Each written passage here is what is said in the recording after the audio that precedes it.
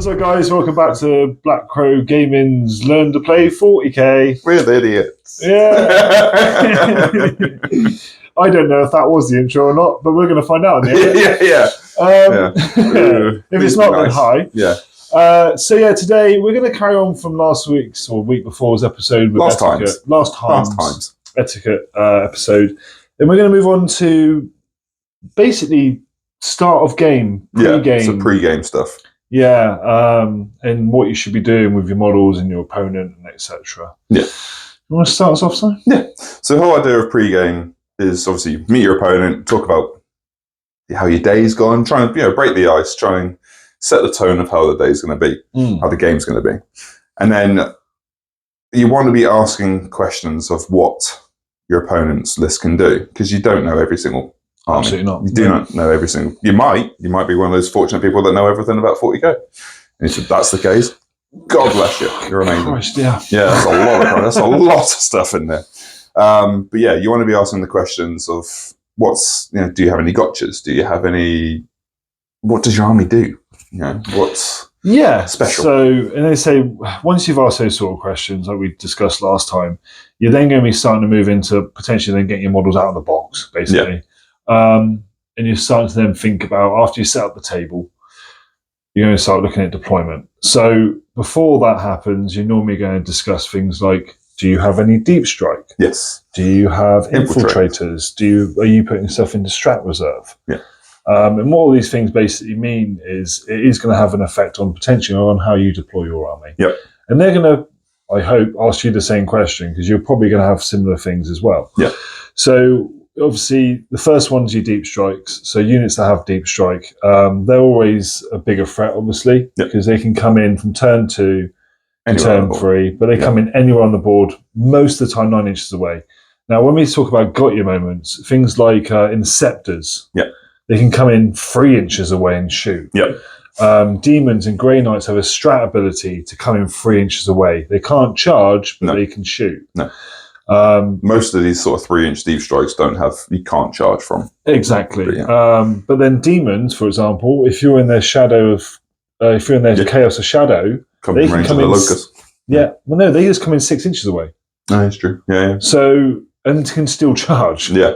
So you have to ask these questions pre-game, and it's almost for both your benefit, really. So there isn't these got your moments in the game. You can just have a good game and have fun. Yep. So that's a really good one on deep strike. So, and like you say, you don't know whatever I'm taking it as a blanket idea. One. Let's just say you don't know what your opponent's army does. So say if you did run into an army that has a 3-inch deep strike ability or can come in 6 inches away, it's good to know. Yes. Now, as we all know, everything can go into strat reserve now. Yep. If you want it to. Yep. Is it up to a points limit? Yeah, it's a point. It's 500 points of their army can go into strat reserve. Yeah. So something to bear in mind. They might decide to leave 3 or 4 units off the table. Yeah. Go check the rules on that. Obviously, you've got to come in 6 inches of a board edge, and then whether it's your deployment, no man's land, or their deployment changes depending on what turn it is. Yeah, turn 3. Turn 3 onwards, you can go basically anywhere. Turn 3 ain't on. As long as you're within 6 of the table of a table edge. Yes.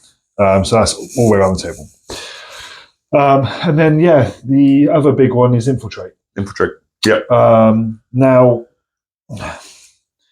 when you come to deploying your army, infiltrates tend to be done towards the end of the turn. I put them first thing. Yeah. Because if I'm deployed, especially with my mandrakes, and if I'm facing a gunline army, I want to get as close as I can to them and potentially reach out, touch, stop them shooting. So when it comes to infiltrates anyway, that's another big question for me. It's like, do you have any infiltrate in your army? Yeah. Your opponent might say, no, I haven't got any. Great, move on to the rest of your game. Yeah. They might say they do. So something to bear in mind. Make sure winning that first turn roll off for attacker and defenders can be a big key in this. 100%. And then the other big question to ask is scout. Now, we've been talking a lot recently, haven't we, about the meta and where it's going. Like we do think it's starting to swing in toward more of a horde potentially, especially horde with the way vehicles. The Orc Codex is looking. Yeah, disgusting. So bear that in mind. Scout can be quite powerful as well. Now, different units have different scout abilities. It could be a 6-inch. Some have 9. Like, who knows? But ask that will question. all say it on the data sheets. Yeah, it will say it on the data sheet, of course. But just bear that in mind, that that's another big tool that your opponent could have that could really get you out of position quite quickly. So that's when your scouts or your infiltrators are going to be coming in handy, because if you set them up, then if the opponent has a scout ability, then they can't scout more than 9 inches. They have to still be 9 inches away from you. Yeah. So you're still setting up that screen. 100%. And then the other one is lone ops characters. Yeah. There's another one as well. Redeploys. Yes. Yeah. Again, not a lot of armies have it, but there's enough out there. Guard have got it. Crew have obviously can do it with an enhancement. Marines, there's a unit or two that doesn't matter. There's armies that can redeploy, and what we mean by that is effectively it might say on a data sheet, this character can pick up its unit and one that's 6 inches away, or another unit. Yes. And they can basically go, I'm going to take them from this side of the table, and because you've deployed your army like that, I'm going to shove everything over this side instead. A lot of them are before the first turn roll off. Yes. There are some instances where it is when you figure out who's going first. Yeah. So again, read that piece of the rule, like just double check for your opponent before anything happens, and make sure you're both happy with that. And again, there's no got your limit then. No. And then they say your lone ops. So there's some characters out there that can't be targeted within 18. Obviously, Bellicor has a big 12 or 12. And Bellicor is the big one that just allows lone op essentially for his army within 18. He does. Yeah, he gets to pick 3 of his abilities. Yeah, you always just pick 1. Generally, especially first turn, it's going to be that one. But it's finding out your opponent's characters which cannot be targeted. And there's Eldar have access to an awful lot of them. Oh god, yeah. And they're bloody quick as well. Marines have access to it. But there's some characters you want to know which ones. So you don't line up your first turn shooting to try and target a character you can't target. Exactly. Yeah, and they say they might go really aggressive and put them on point. You go, great. Oh, I can't shoot it. Ones that may become an issue, especially going into turn 1, like things like stealth. So -1 to hit and shooting. It's something to bear in mind as well. Because you might go, oh, great, I'm going to load all this stuff up, and then go, well, actually, I can't kill that quite as effectively as I thought I was going to kill it. Something else to bear in mind. Anything else? No, it just all comes down to you want to ask leading questions of your opponent. You want to find it's how you word the questions. Because I could ask someone a question and they can just go, literally say, do you have any lone op characters? Yes. That's not a leading question. That's just a fact. You want to ask the questions of how to.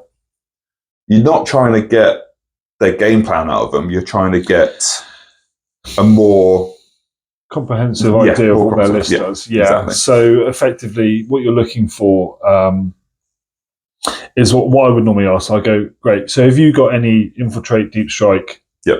Pre-game moves. Yeah. Have you got any pre-game stuff, effectively?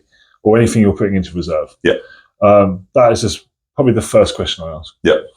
And then always say, yes, I've got this, and this. And then you want to ask that question, especially with Necrons.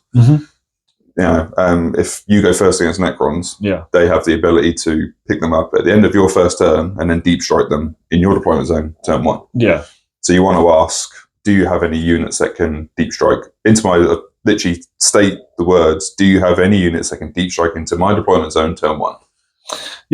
It's asking that question because it's not ambiguous, it's not round the edge, it's direct. And if they say no and then do it, they're misleading, and it can be a bit of a... It can be feels bad. I mean, because Thousand Suns have got the same thing. They've got an enhancement. Madrix do it. You can deploy them on the table and then pick them up at end of your turn 1 and then deep strike them. I mean, if you want to get really ballsy, you can pick up your 3 units of a Grey Knight army and just go, wee! You run on a really short game, that's what you do. Those are 2 sort of the main questions pre-game for both of us. Think about how you word in those questions to try and get as much information without getting the game plan. you want to ask. Yeah, and then be prepared to get that asked back as well. Yeah. Because most of the time you'll ask the question and they go, well, what That's about a you? great idea. You know, I'm going to ask the same question. If you got anything in reserve, and then, as you say, from your point of view, do the same thing. Go, well, I've got this unit that can actually start on the table, but I can pick it up and redeploy it, or I can, end of your turn, I can deep strike it, or whatever. Yeah. Don't get me wrong, you don't need to start giving away information like, oh, I'm going to, in turn 2, I'm going to rapid ingress this unit. Yes. You don't need to tell them you don't need to know that. Like, they have no need to know that. That's not a got you moment. Everyone knows that's a core strat ability. Yep. And it's in their movement phase, so it just is what it is. Like, it's not. You don't need to ask about Overwatch. You don't need to ask about core stratagems. You shouldn't have to ask about because everyone should be aware of those. Core stratagems. There will a possibility in those phases that they're eligible to be used, and they happen or they don't. That doesn't. You don't need to be asking those questions consistently. No. I've had some games where like someone will move a model and they go, "You're going to Overwatch?" No. Yeah. You're going to Overwatch? No. And that's fine. And I mean, it comes back to though with 10th though, doesn't it? Of like it being an interactive game. Yes. And it's like, I feel from my point of view, if I want to Overwatch something, I will stop you when I want to Overwatch it. You don't need to keep asking me. So if you are watching your opponent do his movement phase and you want to Overwatch, just keep an eye on him. Yeah. And just go, right, that's the unit I want to shoot. When he moves that unit, depending on where it goes, I want to shoot it. Yeah. You don't need to constantly be asking the question. No. It does get a bit tedious. Another good question to ask is threat ranges. Yeah. What's your max threat range on, say, your anti-tank guns? If you're trying to hide your big scary... like you're not going to ask them what the range of every weapon on every model is. No. That's not what we're getting at. Like, you might just go, well, your 3 Predator tanks that are sat there, what's the range on them? Like, and then what's their movement? Those are sort of the 2 so max threat range. So they've got a 10-inch move and they've got a 36-inch range gun. So you've got a 46-inch range. So you go, cool, I'm going to hide in this building. Yeah. I'm going to be, my intention is to be 47.1 inches away, so you can't. I've done it before. You'll go into like Sisters or something with the melters. Yeah. And so they move like 6. Yeah. They've got like a 12 or 18-inch frame. Good question to ask. Can you advance and shoot? Yeah. Do you have assault weapons? Yeah, but that's something you can ask during that turn. Like, that's not really a pre-game thing to ask. No. But like I've had it with the Knights, and someone's gone like, "How far, what's the range on your guns?" And this is pre-game, or whilst we're deploying. Yeah. And I'll go, "Well, it's 24." Okay, cool. So then they know that the model then moves 12. Yes. So they've got a 36-inch threat range, yes. effectively. So then if they want to, they can position out of that range or hide or whatever. So that's another good question to ask. It's just what their max threat range is on the scary stuff that might actually do some damage in the first turn. And then you can sort of adjust accordingly to that. Yeah. Can you make a turn 1 charge? Basically, yeah. Can Angron be down in my opponent's throat turn 1? Yeah. The answer is always yes. Yes, you can. So this is kind of our first step of the phases of the game, really, isn't it? Yeah. Our plan is to sort of talk through each phase now. Yeah.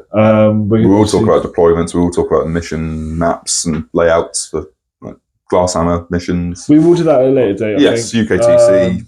We will sit down and do an episode with you guys about GT terrain. And we'll actually probably do some overheads with that. Yeah. And we will sit down and we'll talk you through what pieces of terrain do, how they work, what the potential layouts are, shooting ranges, kill boxes, whatever. Yeah. We'll do a talk about like the shooting phase. Yeah. Movement phase, charge phase. Like charge phase is and has always been the jankiest phase of the game.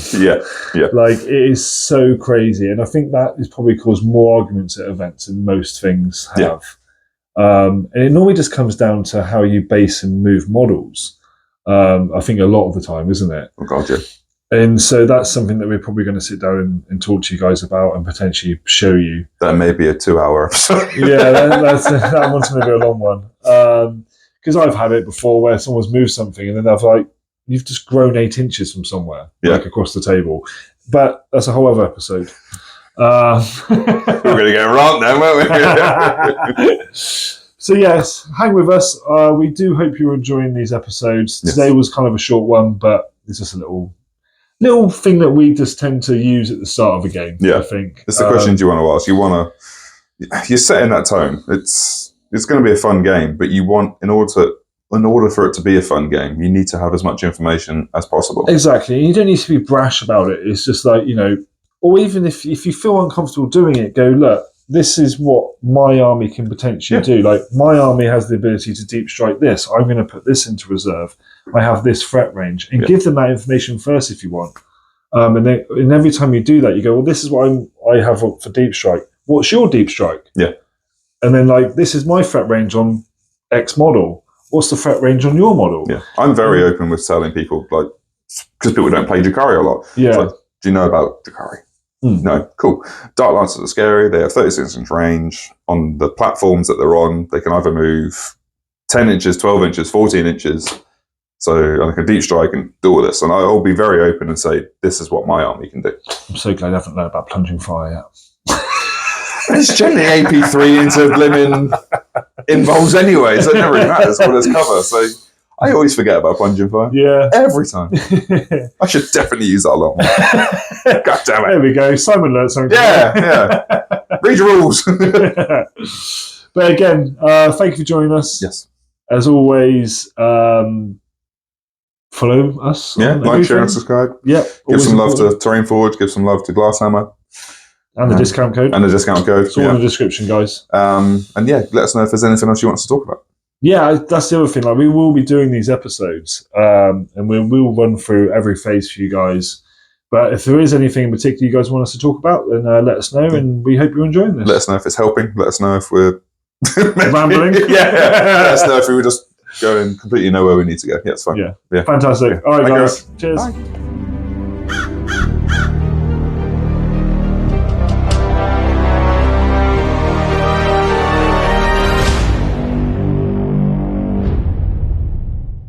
What are we talking about? God damn it.